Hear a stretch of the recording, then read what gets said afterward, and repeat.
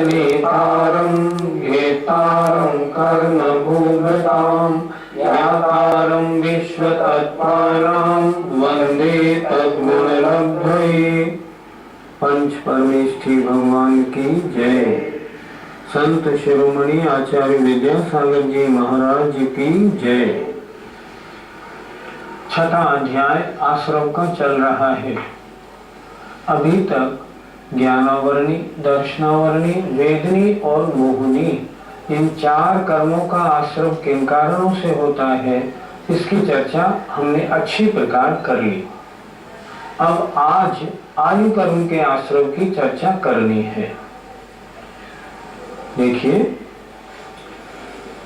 बहुआरंभ परिग्रहत्वं नारकस्यायुषः। बोलिए,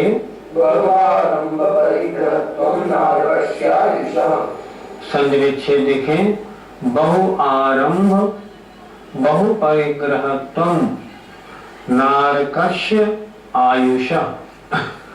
बहुआरंभ बहुत आरंभ और बहुत परिग्रहवानपना नरक आयु का आश्रय है। अर्थात बहुत आरंभ करने से और बहुत परिग्रहवान होने से, बहुत परिग्रहवानपना होने से नरक आयु का आश्रय होता है। आरंभ से क्या लेना? जो कार्य दूसरों को दुख देने वाले हैं या जिन कार्यों के करने में हिंसा होती है, वे कार्य कहलाते हैं आरंभ। ऐसे कार्यों को करना जिनमें बहुत हिंसा होती हो, वे बहुत आरंभ वाले कार्य हैं। और बहुत परिग्रहवानपना, परिग्रह का मतलब क्या होता है? यह वस्तु मेरी है, ममत्व परिणाम होने का नाम परिग्रह है। बहुत बड़ा राज्य हो और ममत्व परिणाम नहीं हो तो परिग्रहवानपना नहीं माना जाएगा। परिग्रहवानपने का मतलब परिग्रह में अति लालसा होना, यह वस्तु मेरी है, ऐसी अति लालसा का होना, ये नरक आयु का आश्रय कहलाता है। ऐसे जीव नरक आयु का आश्रय कर नरक गति को प्राप्त होते हैं। पंडित जी, यहाँ पर बहुत आरंभ और परिग्रह की चर्चा हुई, तो यहाँ पर बहुत आरंभ की कार्य किनको माना जाए? बहुत आरंभ जिन कार्यों के करने में बहुत हिंसा होती है, ऐसे व्यापार करना जिनमें जीव हिंसा बहुत होती हो, जैसे चमड़े आदि का व्यापार करना, जो अशुद्ध नॉनवेज आदि वस्तुएं हैं उनका व्यापार करना, जैसे ईंट के भट्टे आदि लगाने का व्यापार करना जिनमें जीव हिंसा बहुत होती है, जैसे फ्लोर मिल आदि का खोलना, फ्लोर मिलों में बहुत जीव हिंसा होती है आदि ऐसे कार्य, या ऐसे कार्य जैसे शराब आदि का बहुत सेवन करना, मांस भक्षण करना, शिकार खेलने के शौकीन होना, इन कार्यों में बहुत आरंभ अर्थात बहुत हिंसा होती है। तो जिनकी इन कार्यों में अति रुचि होती है, उनके नरक आयु का आश्रय होता है। और बहुत परिग्रहवानपना अर्थात परिग्रह में तीव्र लालसा होना, अर्थात संतोष परिणामों का अभाव, और संपत्ति जीवन पर्यंत संपत्ति के बढ़ाने में लगे रहना और तृप्त होने का भाव नहीं होना, ये नरक आयु के आश्रय का कारण है। नरक आयु के क्या और भी कुछ कारण हैं? यहाँ आचार्य ने सामान्य से 2 कारणों को बताया। इसके अलावा और भी कारण नरक आयु के आश्रय के हैं, जैसे अत्यंत काम सेवन में अत्यंत लीन रहना, जैसे रौद्र ध्यान करना, जिनके तीव्र कषाय रूप परिणाम होते हैं, जिनके अत्यंत अशुभ लेशाएं होती हैं, उन जीवों के भी नरक आयु का आश्रय होता है। पंडित जी, आपने जो बताया, तो नरक गति और नरक आयु इन दोनों में क्या अंतर समझना चाहिए? नरक गति और नरक आयु के आश्रय में बहुत अंतर है। नरक आयु का आश्रय ये आयु कर्म का भेद है, नरक गति का आश्रय ये नाम कर्म का भेद है। नरक गति का आश्रय कभी भी हो सकता है, कभी भी हमारे परिणामों में तीव्रता आएगी, नरक गति का आश्रय हो जाएगा। लेकिन नरक आयु का आश्रय तो मात्र जो आयु बंध के 8 अवकर्ष काल हैं उन्हीं में हो सकता है, अन्य में नहीं। इसलिए नरक आयु का आश्रय मात्र 8 अवकर्ष कालों में होता है। नरक गति का आश्रय कभी भी हो सकता है। अगली पर्याय नरक गति के आश्रय से नहीं मिलेगी, जिस आयु का आश्रय होगा उसके अनुसार अगली पर्याय मिलती है। नरक आयु के आश्रय की चर्चा हुई, अब त्रिंच आयु के आश्रय की चर्चा करते हैं। माया तैयग यो नस्य, माया तैयग यो नस्य, बोलिए माया तैयग यो नस्य। माया अर्थात मायाचारी के परिणाम त्रिंच आयु के आश्रय के कारण है। माया का मतलब होता है कुटिलता। बहुत स्पष्ट कहा है, मन में जो हो वैसे वचन नहीं बोलना, और जो वचन से बोलो वैसे काय से नहीं करना। मन और वचन और काय और, जहाँ ऐसा होता है उसे कहते हैं मायाचारी। दिखाते तो ये हैं हम आपके बड़े अपने सगे हैं, चाहते क्या हैं किसी तरह से अपना काम निकालूं और इनको धक्का दूं, इसे कहते हैं मायाचारी। तो जहाँ छल कपट होता है चित्त में, छल कपट के समय में अगर आयु बंद होगा तो वो त्रिंच आयु का आश्रम होगा। त्रिंच आयु के और भी अन्य कुछ कारण हैं? हाँ, शास्त्रकारों ने इसके और भी कारण लिखे, जैसे खरीदने और बेचने के बाद कमती बढ़ती रखना, मिलावट करके घी में चर्बी या डालडा मिलाकर बेचना, नकली ब्रांड के माल को असली कहके बेचना, ये सब मायाचारी में आता है। दूसरे के दोषों को देखने में अत्यंत लीन रहना, धर्मोपदेश की बातों में कुछ मिला जुला के अपने पक्ष को पुष्ट करने की बातों को कहना, ऐसे जो मायाचारी की बातें हैं ये सब त्रिंच आयु के आश्रय के कारण हैं। और भी आत्म ध्यान के परिणाम होना, अशुभ लेशारूप परिणाम होना, ये भी त्रिंच आयु के आश्रय के कारण कहे हैं आचार्य ने। आपने अभी आत्म ध्यान से त्रिंच आयु कही है, तो आत्म ध्यान छठे गुण स्थान तक होता है, तो क्या मुनियों की भी आत्म ध्यान से त्रिंच आयु का सब संभव है? कभी नहीं। मुनि महाराजों के मात्र देवायु का आश्रय होता है, अन्य आयु का आश्रय होता ही नहीं। आपने जो बात कहा ये ठीक है, हमने माना। कभी कभी इष्ट वियोग अनिष्ट संयोग होने पर मुनि महाराजों के कभी जभी आर्त ध्यान बन जाता है। तत्वार्थ सूत्रकार ने आर्त ध्यान को छठे गुण स्थान तक माना है, पर वह आर्त ध्यान यदा कदा होता है, सम्यक और चारित्र सहित परिणाम होने के कारण बहुत हल्का होता है और वह त्रिंच आयु के आश्रय का कारण नहीं होता। तीव्र परिणाम हो तो त्रिंच आयु के आश्रय के कारण होते हैं। इसलिए मुनि महाराजों के मात्र देवायु के अलावा किसी अन्य आयु का आश्रय होता ही नहीं।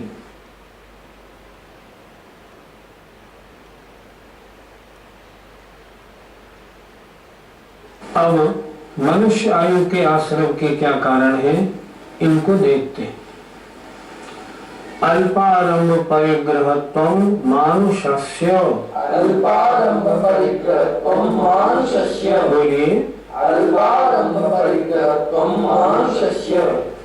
अल्प आरंभ और अल्प परिग्रहवानपना मानुषस्य, मनुष्य आयु के आश्रय का कारण है। मनुष्य आयु के आश्रय का कारण क्या है? अल्प आरंभ, हिंसा वाले कार्य नहीं करना, थोड़ी हिंसा वाले कार्य करना।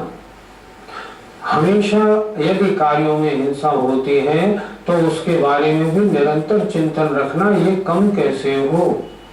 अल्प परिग्रहवानपना, परिग्रह की ज्यादा वांछा नहीं रखना, जितना परिग्रह है थोड़े में ही संतोष वृत्ति रखना, ये हुआ अल्प परिग्रहवानपना। ये मनुष्य आयु के आश्रय का कारण है। क्या अर्थ हुआ? अर्थात हिंसा के कार्यों में रुचि का अभाव, थोड़े आरंभ वाले कार्यों को करना तथा थोड़े परिग्रह अर्थात अल्प परिग्रह में संतोष वृत्ति रखना, ये मनुष्य आयु के आश्रव का कारण है। मनुष्य आयु के अन्य भी और कौन से कारण हैं? मनुष्य आयु के अन्य कारणों की चर्चा भी आचार्यों ने शास्त्रों में की है। उन्होंने कहा है सरल व्यवहार होना, प्रवृत्ति सरल होना, कषाय की मंदता होना, ज्यादा पंचेंद्रियों के विषयों में ज्यादा रुचि का अभाव होना, मरण समय में अच्छी प्रकार मरण अर्थात संक्लेश भाव से मरण को प्राप्त नहीं होना, ये सब मनुष्य आयु के आश्रव के कारण है। मनुष्य गति में तो चारों आयु का आश्रव हो रहा है, लेकिन क्या देव और नरकों में चारों आयु का आश्रव होता है क्या? नहीं, ऐसा संभव नहीं। मनुष्य और त्रिंच चारों आयु का आश्रव कर सकते हैं, पर नारकी नरकायु और देवायु का आश्रव नहीं कर सकता, और देव नरकायु और देवायु का आश्रव नहीं कर सकते। देव जब भी आयु बांधेंगे त्रिंच या मनुष्य की, नारकी जब भी आयु बांधेगा तो त्रिंच या मनुष्य की, ऐसा नियम है। ऐसे ही परिणाम उनके होते। आचार्य ने स्वयं अगला एक सूत्र और लिखा। मनुष्य आयु के आश्रव के अन्य कारणों पर आचार्य स्वयं अगला सूत्र लिख रहे हैं। स्वभाव मार्दवम च, स्वभाव मार्दवम च, बोलिए स्वभाव मार्दवम च। मार्दव कहते हैं सरलता, कोमलता, अर्थात स्वभाव की कोमलता होना भी च माने मनुष्य आयु का आश्रव है। अगर स्वभाव की कोमलता है, स्वभाव में कठोरपना निष्ठुरता नहीं है, परिणामों में सरलता है, तो भी मनुष्य आयु का आश्रम होता है। इस सूत्र को अलग क्यों लिखा? पहले ही सूत्र में मिला देते हैं। इस सूत्र को अलग इसलिए लिखा कि स्वभाव की कोमलता होना मनुष्य आयु का आश्रव तो है, पर देवायु के आश्रव का भी कारण है, इसलिए इस सूत्र को उन्होंने अलग लिख दिया। पंडित जी, इस सूत्र में 4 शब्द देने का क्या प्रयोजन है? 4 शब्द इसलिए दिया कि स्वभाव की कोमलता भी मनुष्य आयु के आश्रव का कारण है, इसको भी मनुष्य आयु के आश्रम में लगा लेना, इसलिए 4 शब्द और मतलब मनुष्य आयु के आश्रव का एक और भी कारण है स्वभाव की कोमलता, इसलिए 4 शब्द दिया। आगे अगले सूत्र में ये बता रहे हैं कि मनुष्य आयु के योग अन्य और भी परिणाम हो सकते हैं। देखिए निशील व्रतत्वं च सर्वेषां, निशील व्रतत्वं च सर्वेषां, बोलिए निशील व्रतत्वं च सर्वेषां। निशील अर्थात शील रहित और व्रत अर्थात व्रत रहित। निशील व्रतत्वं शील और व्रतों से रहित होना सर्वेषां सभी आयु के आश्रव का कारण है। शील किसे कहते हैं? 3 गुण व्रत और 4 शिक्षा व्रत को कहते हैं शील। व्रत कहते हैं अणव्रत और महाव्रतों को कहते हैं व्रत। कोई व्यक्ति शील व्रतों से रहित हो तो उसके सभी आयु का आश्रव हो सकता है। वहां आधार क्या होगा? जैसे उसके परिणाम होंगे वैसे आयु का आश्रव कर लेगा। सूत्र क्यों बनाया? क्योंकि जो शील और व्रत वाले हैं उनके तो मात्र देवायु का ही आश्रव होता है। इसलिए शील और व्रतों से रहित जो जीव हो उसको कोई भी किसी भी आयु का आश्रव हो सकता है। आधार उसके परिणाम, जैसे उसके परिणाम होंगे वैसे उसको उस आयु का आश्रव हो जाएगा। इसलिए शील रहितपना और व्रत रहितपना सभी आयु के आश्रव का कारण होता है। पंडित जी, आपने सूत्र में बताया कि बिना शील और व्रत के चारों आयु का आश्रव हो सकता है, तो बिना शील और व्रत के देवायु का आश्रव कैसे हो सकता है? आपने पढ़ा होगा कि अन्य मत वाले या बाल तप वाले ऐसे जीव भी ऊपर स्वर्गों में वैमानिक देवों में जन्म लेते हैं कि नहीं? 12वें स्वर्ग तक उनका जन्म होता है। तो क्या उनके शील व्रत है? न उनके अणुव्रत है, न गुणव्रत है, न शिक्षा व्रत है। फिर उन्होंने देवों में जन्म कैसे ले लिया? देवों में जन्म ऐसे ले लिया कि उनके परिणामों में सरलता थी। उन्होंने अपने धर्म के अनुसार जो भी नियमों का पालन किया हो वो किया हो और उसके अनुसार उनमें सरलता थी। जैसे मान लो वर्तमान में कोई नेता है, मान लो महात्मा गांधी थे, उन्होंने मान लो व्रत और शीलपना उनके नहीं रहा, लेकिन जीवन पर्यंत उन्होंने बहुत कम परिग्रहवानपना और देश की आजादी के लिए इतने लड़े, तो स्वर्ग प्राप्ति में आपत्ति क्या हो सकती है? कोई आपत्ति नहीं। इसलिए शील और व्रतों से रहित जो हैं उनके देवायु का आश्रम हो सकता है, कोई आपत्ति नहीं। और एक बात देखते हैं, भोग भूमि के जो जीव होते हैं उनके क्या शील और व्रत होते हैं? क्या नहीं होते। वे मर के कहाँ जाते हैं? सब के सब देवायु का आश्रय करके देवों में उत्पन्न होते हैं। तो शील व्रत से रहित जो जीव होते हैं वो जैसे उनके परिणाम, उन परिणामों के अनुसार किसी भी आयु का आश्रय कर सकते हैं। इसलिए आचार्य ने लिखा सर्वेशाम, उनके सभी आयु का आश्रय हो सकता है। भोगभूमि जीव स्वर्ग में कहाँ तक उत्पन्न होते हैं? भोगभूमि जीव जो मिथ्या दृष्टि होते हैं उनको देवगति तो मिलती है, देवायु का आश्रय होता है, पर वो भवनत्रक में उत्पन्न होते हैं। और जो भोगभूमियां सम्यक दृष्टि होते हैं वे मरण करके वैमानिक देवों में पहले और दूसरे स्वर्ग में उत्पन्न होते हैं, इससे ऊपर उत्पन्न नहीं होते। मनुष्य आयु के आश्रमों की चर्चा अच्छी तरह हुई। अब देवायु के आश्रम जानने के लिए अगला सूत्र कहते हैं सराग संयम, संयमा संयमा काम निर्जरा बाल तपांश दैवस्य। सराग संयम, संयमा संयमा काम निर्जरा बाल तपांसी दैवस्य। बोलिए सराग संयम, संयमा संयमा काम निर्जरा बाल तपांसी दैवस्य। देवायु के आश्रम के कारण एक एक शब्द हम देखते हैं। सूत्र बिल्कुल सरल है। सराग संयम, संयमा संयम, अकाम निर्जरा और बाल तप, ये देवायु के आश्रम के कारण हैं। एक एक को समझ लेते हैं। सराग संयम अर्थात मुनि अवस्था, छठा सातवां गुणस्थान। सराग संयम राग सहित जो संयम है वो देवायु का आश्रम है। जो वीतराग संयम होता है उसमें आयु का आश्रम नहीं होता, इसलिए यहां लिखा सराग संयम। सराग संयमी जीव जो मुनि महाराज छठे सातवें गुणस्थान वर्ती है वो देवायु का आश्रम करते हैं। संयमा संयम अर्थात पंचम गुणस्थान वर्ती, जिन्होंने 1, 2, 4, 6 प्रतिमाओं को धारण कर लिया हो, अथवा प्रथमाधारी श्रावक, क्षुल्लक महाराज, एलक महाराज, क्षुल्लिका और आरिका, ये सब पंचम गुणस्थान में आती हैं और इनके मात्र देवायु का आश्रम होता है। अकाम निर्जरा अर्थात किसी कारणवशात यदि कभी कोई कष्ट आ जाए तो शांति पूर्वक उस कष्ट को सह लेना, इसका नाम है अकाम निर्जरा। शांति पूर्वक कष्ट रहने से कषाय की मंदता होती है, लेश्या शुभ होती है, इस कारण देवायु का आश्रम होता है। और बाल तप जो तपस्या तो करते हैं लेकिन जिन्हें अभी सम्यक्त की प्राप्ति नहीं हुई, या जो अन्य मत वाले तपस्या आदि करते हैं, परिणामों में सरलता रखते हैं, उनका तप कहलाता है बाल तप।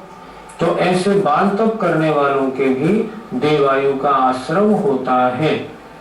एक बार फिर देख ले जरा। सराग संयम अर्थात दिगंबर मुनि महाराज, अर्थात छठे सातवें गुणस्थान वर्ती दिगंबर मुनि पाला। अगर दिगंबर मुनि महाराज हैं तो उनके मात्र देवायु का आश्रम होगा।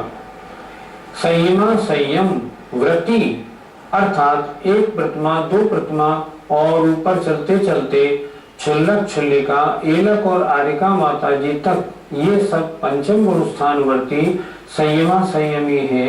इनके जब भी आयु का बंध होगा तो देवायु का होगा। अकाम निर्जरा, अनायास ही कष्ट आने पर उसे शांति पूर्वक सहन कर लेना, इसका नाम अकाम निर्जरा है। अकाम निर्जरा के समय में परिणामों में शांत बना होता है, इसलिए यदि आयु का आश्रम होगा, आयु बंध का काल आया होगा तो मात्र देवायु बंधेगी। और बाल तक करने वाले सम्यक्त से रहित हों, तपस्या करते हों या अन्य मत वाले भी अगर वास्तव में सरल परिणाम पूर्वक तप आदि करते हों तो उनके भी देवायु का आश्रम होता है। इस प्रकार यहाँ देवायु के आश्रम के 4 कारणों की चर्चा की गई। सम्यक पंच, बोलिए सम्यक पंच, अर्थात सम्यक दर्शन भी देवायु के आश्रम का कारण है। हमने माना यद्यपि आश्रम के कारणों में सम्यक दर्शन को नहीं लिया, पर यहाँ इस सूत्र लिखने का कारण क्या था कि जो जीव सम्यक दृष्टि मनुष्य है, अगर वो आयु बंद करेगा सम्यक्त अवस्था में तो मात्र देवायु का आश्रम करेगा, और अगर देव होगा तो मात्र मनुष्य आयु का आश्रम करेगा। तो यहाँ इस सूत्र में क्या लिखा, सम्यक दर्शन भी देवायु के आश्रम का कारण है। और विशेषता इसमें एक और भी है कि अगर सम्यक दर्शन सहित देवायु बांधेगा ना तो मात्र वैमानिक देवों में उत्पन्न होगा। भवनत्रिक में सम्यक दृष्टि कभी जाता नहीं। प्रथम नरकविन षटभू ज्योतिष बाण भवन षण नारी वो भवनत्रिक में उत्पन्न नहीं होता। सम्यक दृष्टि होगा, आयु बंद करेगा, मात्र वैमानिकों में उत्पन्न होगा। इसलिए इस सूत्र को उन्होंने अलग लिखा। सूत्र का अर्थ क्या हुआ, सम्यक दर्शन भी देवायु के आश्रम का कारण है। यद्यपि सम्यक्त से आश्रम नहीं होता, पर सम्यक दृष्टि जीव के परिणाम हमेशा सरल रहते हैं। उसकी वृत्ति, उसका आचरण बड़ा अच्छा रहता है, इसलिए उसके मात्र देवायु का आश्रम होता है। अन्य का आश्रम रूप परिणाम न होने से अन्य का आश्रम हो ही नहीं सकता। पंडित जी, एक जीव अपने जीवन काल में आयु कर्म का आश्रम कितनी बार करता है और किन समयों में करता है, कृपया बताएं। एक बात ध्यान रखें, आयु बंध का आश्रम और आयु बंध का काल, आयु कर्म के आश्रम का और आयु कर्म के बंध का एक ही काल है, एक ही प्रोसीजर है। जैसे मान लो कोई मनुष्य है, अगर उसको अगले भव की आयु बांधनी है तो वो कब बांधेगा, उसके 8 अपकर्ष काल आते हैं। अपकर्ष माने आयु बंध के योग्य काल। वे कब आएंगे, जब उसका 2/3 आयु समाप्त हो जाएगी तो पहला अपकर्ष काल आएगा। शेष आयु का 2/3 फिर समाप्त होने पर दूसरा अपकर्ष काल आएगा। शेष आयु का 2/3 समाप्त होने पर तीसरा अपकर्ष काल आएगा। इस तरह 8 काल, 8 चांस उसको आयु बंध के मिलते हैं। उदाहरण से समझें, मान लो किसी जीव की आयु 81 वर्ष की है, 3 भाग किए 27, 27, 27, 2/3 निकले 54 वर्ष की उम्र में। 54 वर्ष पूरे हो जाने पर जब 55वें वर्ष का पहला अंतर्मुहूर्त आएगा, उसमें यदि उसके परिणाम आयु बंध के योग्य होंगे तो परिणामों के अनुसार आयु बंध हो जाएगा। अगर मान लो उसने बंध नहीं किया तो अब कितने बचे, 27 वर्ष। तब उसमें से 9 और 9 18 वर्ष निकाल दें, अर्थात पहला आयु बंध का अपकर्ष काल आया 54 वर्ष की उम्र के बाद, दूसरा आएगा अब 72 वर्ष की उम्र के बाद। तो 72 वर्ष की उम्र के बाद जो पहला अंतर्मुहूर्त होगा उसमें आयु बंध के योग्य परिणाम होंगे तो आयु कर्म बंधेगा, आयु कर्म का आश्रम होगा, नहीं तो नहीं। अब बचे 9 वर्ष।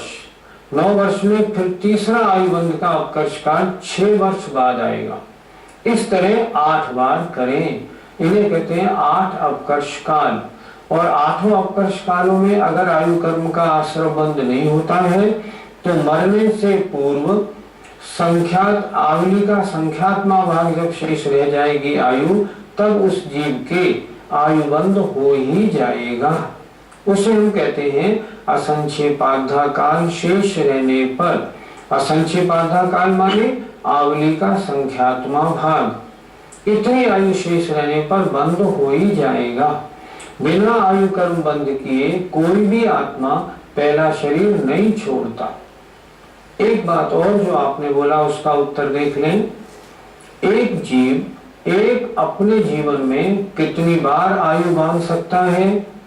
कम से कम 1 बार और अधिक से अधिक 8 बार। हो सकता है कोई जीव 8 अपकर्ष कालों में आयु कर्म का बंद करे, पर शर्त यह है जो पहली आयु बांध ली है अगर उसी आयु के योग्य परिणाम होंगे तो अगले अपकर्ष कालों में आयु बंद होगा, अन्यथा नहीं। मान लो पहले अपकर्ष काल में देवायु बांधी, अगले अपकर्ष काल में मनुष्य आयु के बंध के योग्य परिणाम होंगे, आयु बंद नहीं होगा। तीसरे अपकर्ष काल में तिरंच आयु के योग्य होंगे परिणाम तो नहीं होगा। चौथे में फिर देवायु के योग्य होंगे तो हो जाएगा। जो आयु सबसे पहले बांध ली है वो आयु हटती नहीं। उसी आयु के योग्य परिणाम अगर अपकर्ष कालों में होते जाएंगे तो अधिक से अधिक 8 अपकर्ष कालों में वो जीव आयु बंद कर सकता है। इस तरह आयु बंद होता है। और तो जिन निगोदिया जीवों की आयु 1/24 सेकंड होती है उनके भी अगले भव की आयु बांधने के लिए 8 अपकर्ष काल आते हैं। इतने छोटे छोटे 8 अपकर्ष काल सबके जीवन में आते हैं। जो देव होते हैं, जो नारकी होते हैं, उनके आयु कब बनती है? आयु के अंतिम 6 माह में 8 अपकर्ष कालों में बंधती है। सारी आयु का उनको 2/3 नहीं करना पड़ता। जब आयु के अंत में मात्र 6 माह शेष रह जाएंगे तब उनके 4 महीने गुजरने पर जैसे परिणाम होंगे उसके अनुसार फिर 8 अपकर्ष काल आएंगे, अगली आयु का बंध होगा। बिना आयु बंध हुए कोई भी आत्मा पहला शरीर नहीं छोड़ता। हमने आयु बंध के आश्रमों के कारणों पर आज विचार किया। हमको कौन सी आयु चाहिए? मनुष्य आयु या देवायु? नरक आयु और तिरंच आयु नहीं चाहिए। तो हमको चाहिए क्या कि नरक आयु और तिरंच आयु के जो कारण है, आर्त रौद्र ध्यान या अत्यंत आरंभ और परिग्रहवानपना और मायाचारी, इससे हम बचें। हमको चाहिए मनुष्य आयु और देवायु का आश्रम। तो देवायु के आश्रम के जो कारण है उनमें लगे। एक बात और बता दें, जो इस मनुष्य पर्याय पाकर के और व्रतों को धारण कर लेते हैं उनके नियम से देव पर्याय प्राप्त होती है। हम और आप सब व्रतों को धारण करें, देव पर्याय प्राप्त करें। अगले जन्म में श्रीमंदर स्वामी के शरण में जाएं, उनसे देशना सुने और फिर ऐसे परिणाम बनाएं जो अगले पर्यायों में मनुष्य बन के, मुनि बन के कर्मों को नाश कर मोक्ष प्राप्त करें। इसी भावना के साथ जय जिनेंद्र।